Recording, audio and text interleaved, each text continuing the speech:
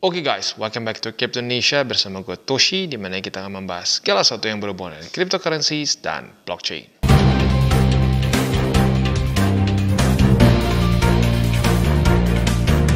Dan sekarang kita masuk ke Crypto Reviews. Dan pada hari ini kita akan review mengenai Pepe-Heimer. Tetapi sebelum kita masuk ke videonya, seperti biasa gue akan disclaimer dulu bahwa semua konten dari TCI bukanlah financial advice. Ini semua bentuknya adalah edukasi/review ya.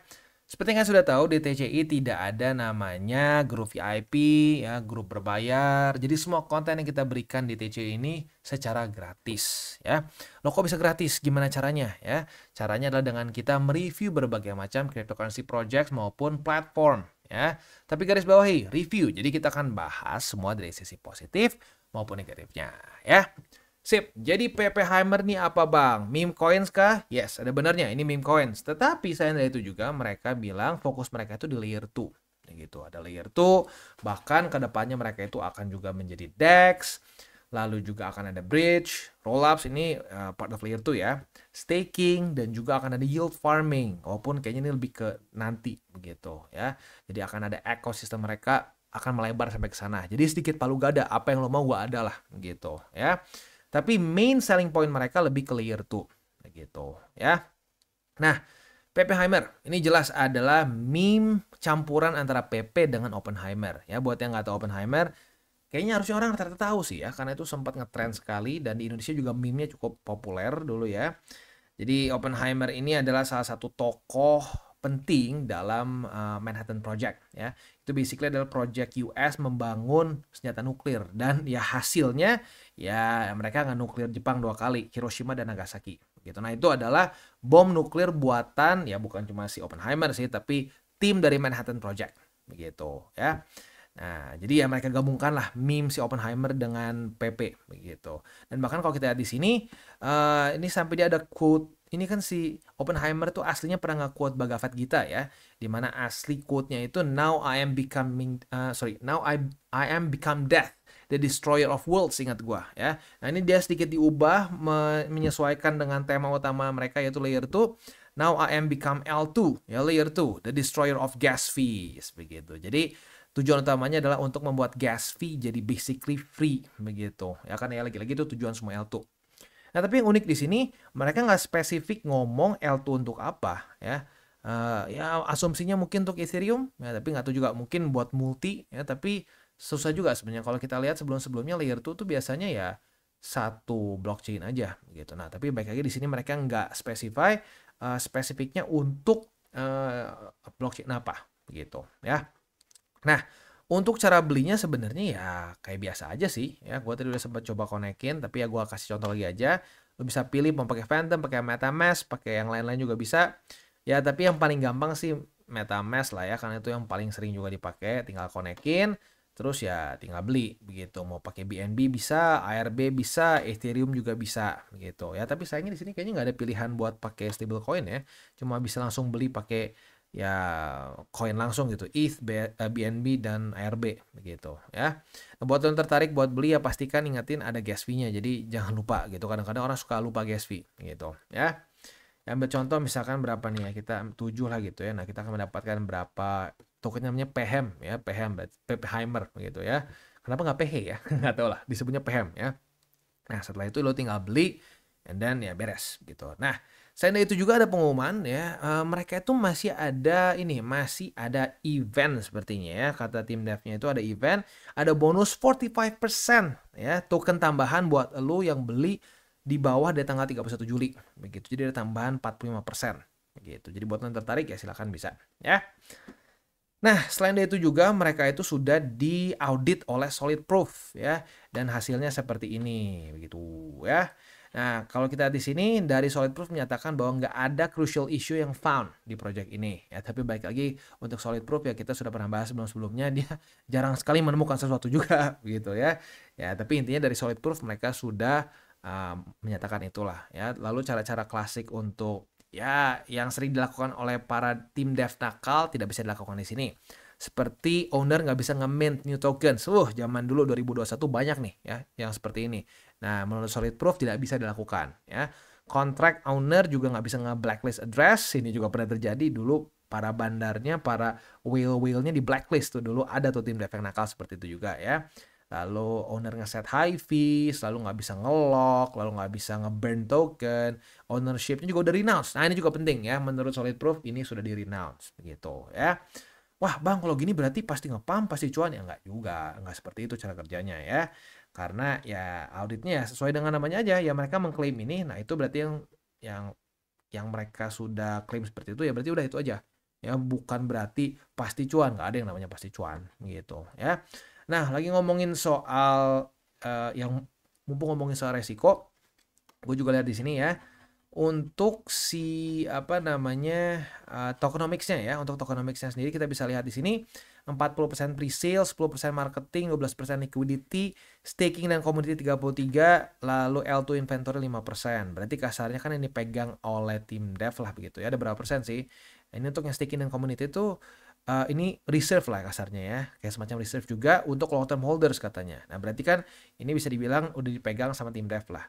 Berarti nyaris 50% supply token dipegang oleh tim dev. Dan at least yang gue lihat sekilas, dia nggak ada vesting schedule untuk ini. Jadi ya bisa aja kebuang atau kehajar dari sini, bisa-bisa aja begitu. Jadi ya secara tokenomics ya seperti biasa lah ya, seperti memes, banyaknya dipegang oleh tim dev begitu ya.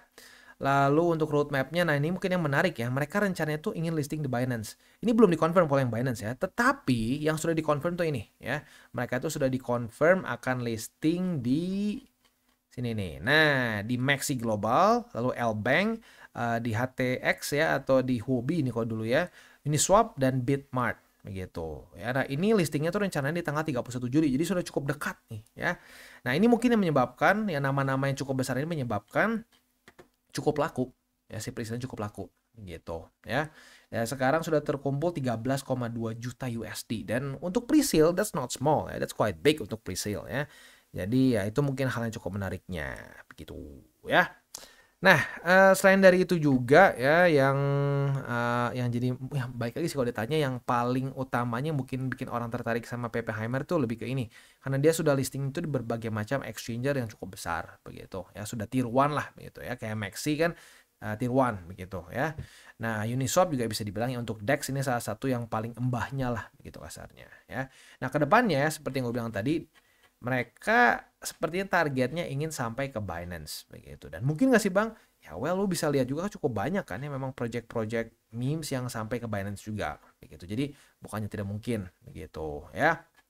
Nah, tapi ya baik lagi, kalau gua pribadi, kalau lu tanya ke gua, bang, ini menurut lu apakah bisa untuk jangka panjang ya? Gua udah sering bahas ya. Kalau menurut gua jangankan memes, alts aja in general tuh nggak untuk jangka panjang. Kalau gua pribadi, paling gua hold sampai ke akhir cycle, udah gitu TP semua, gitu. Jadi ya udah jelas ya, sudut pandang gua masih nggak berubah kok, begitu. Ya apalagi untuk ini sekarang kan masih butuh banyak pembuktian kan, layer 2-nya beneran jadi nggak, dan layer 2-nya untuk siapa juga belum tahu ya. At least yang setelah gua baca sekilas ya.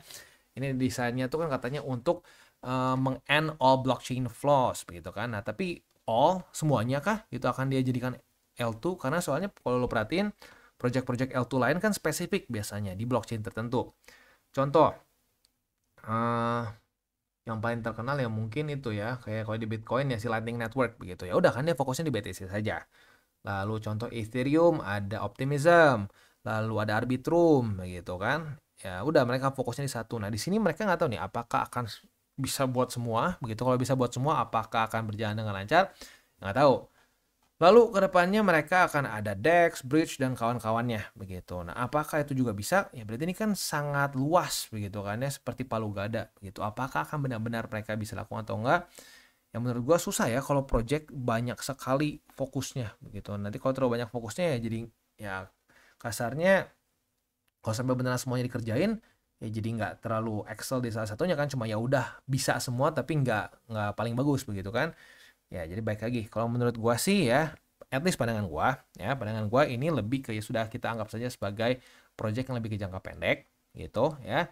Nanti dia listing, setelah dia listing tanggal 31 ya TP begitu ya, TP. Dan ya apa namanya, ya kalau gue pribadi sih lebih ke TP semua sih. Tapi kalau lu ngerasa bahwa wah bang siapa tahu bang layer 2-nya bagus atau apa, ya boleh-boleh aja. Tapi minimal kalau gua sih selalu menyarankan untuk pre-sale itu minimal modalnya balik dulu gitu. Kalau modal udah balik ya silakan piter-piternya masing-masing deh begitu ya, karena at the end of the day ya kita harus mikirin dulu resiko baru profit gitu ya.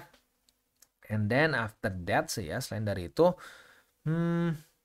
ya basically sih udah ya kalau dipikir-pikir ya. Dan juga gini, oh ya sampai ada bonus juga ya. Sebenarnya itu ada bonus nilai 200% apabila lu beli pakai pakai kode tertentu ya.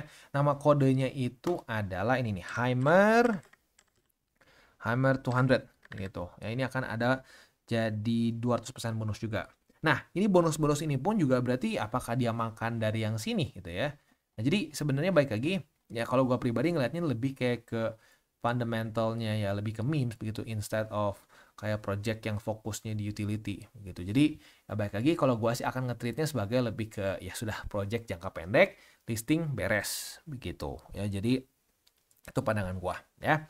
Nah, selanjutnya juga mereka itu akan ada staking. Stakingnya itu senilai di sini belum ditulis ya, tapi kata tim devs itu mencapai di 1945 APY, which is itu big, itu sangat besar begitu ya secara APY-nya.